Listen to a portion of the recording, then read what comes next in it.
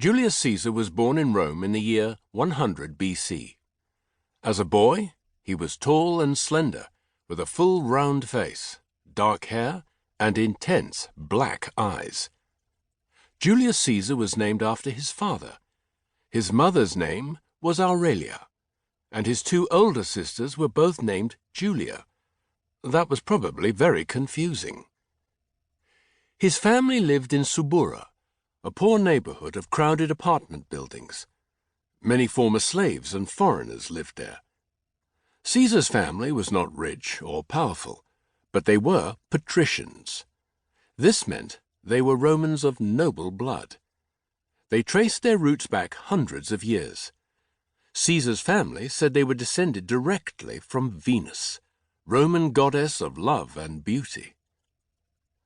No one in Caesar's family had done anything very important in many years.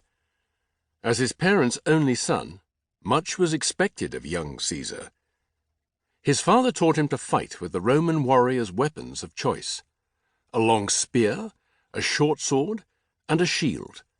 Caesar learned to swim in the Tiber River and to ride horses on the field of Mars. He wasn't the biggest or strongest boy, but Caesar worked hard. He was such a good horseman, he could ride with his arms behind his back, without a saddle. At home, Caesar learned basic reading, writing, and math skills from his mother and a private tutor, a slave from Greece. Religion in ancient Rome.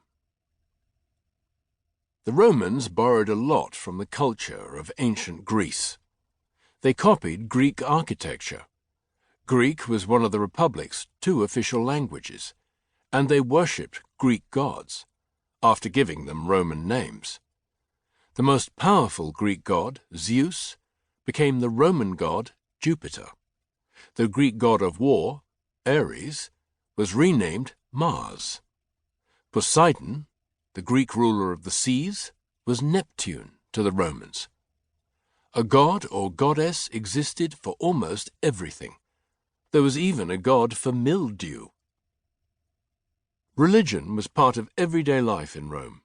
Almost everyone had a household shrine, a small cupboard with pictures and trinkets where they could pray and make offerings, often food or drink, to the gods. In temples, animals were sometimes sacrificed to please the gods.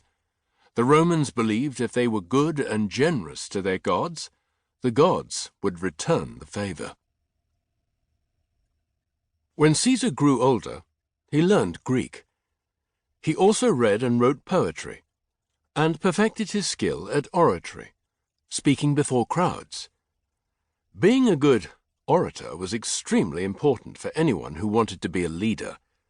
If you could speak powerfully, people could be persuaded to vote for the causes you believed in. Education in ancient Rome. If boys did not have a private tutor, they went to school. Classes started before sunrise and might be held in the teacher's home or in the city streets and public squares. Not many girls went to school, and because school was not free, not all Roman boys went to school. Poor people could not afford it. At 10 or 12, most boys would learn a trade. Others, like Caesar, continued their education. When he was a young man, Caesar went to observe the Roman Senate debate, vote on laws, and go about the business of running the Republic. Years later, Caesar would give his own speeches to the Senate, but for now, he simply watched. The Roman Republic. In Caesar's time, the Roman Republic stretched from Spain to modern-day Turkey. Rome was its capital city. In Latin, the word republic means state of the people. 400 years before Caesar was born, the people of Rome overthrew a power-hungry king. They created a republic, which was made up of the popular assembly and the Senate, and led by 2 consuls. The 2 consuls were the most powerful men in Rome, but they could hold the office for only 1 year at a time, and they had to share power equally. With these limits, no individual man could be in total control. The Senate was full of very wealthy men. Senators were appointed to their positions by the consuls rather than elected. They created laws, advised the consuls, and chose men to fill government positions. The popular assembly was made up of all citizens of Rome. They met to create laws, declare war and peace, rule on public trials, and vote for consuls. The assembly could also strike down laws made by the Senate and reject their government appointments. Any citizen of the Roman Republic could vote in the assembly, but only men could be citizens, and the assembly only met in the city of Rome.